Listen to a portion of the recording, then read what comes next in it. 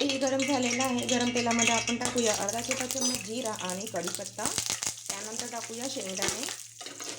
शेंगदाणे थोडे आपण छान असे परतून घेऊया. नंतर आपण इथे टाकूया कांदा, हिरव्या मिरच्या आणि टमाटर. हे सर्व छान असं परतून घ्यायचं मंद आचेवर.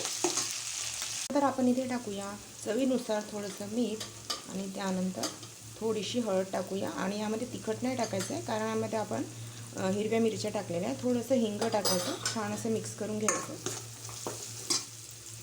यामध्ये 1 ग्लास पाणी टाकायचं आणि पाण्याला उकळी येऊ द्यायचं.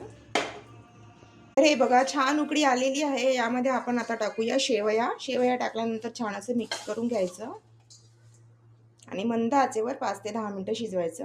बघा शेवया तयार झालेल्या आहेत. वरून आपण टाकूया थोडीशी कोथिंबीर आणि आता गॅस बंद करूया. गरमागरम सर्व करूया. हे बघा गरमागरम शेवयाचा नाश्ता तयार आहे. सबस्क्राईब करा मराठी किचन विथ मनीषा आणि लाईक करा, शेअर करा.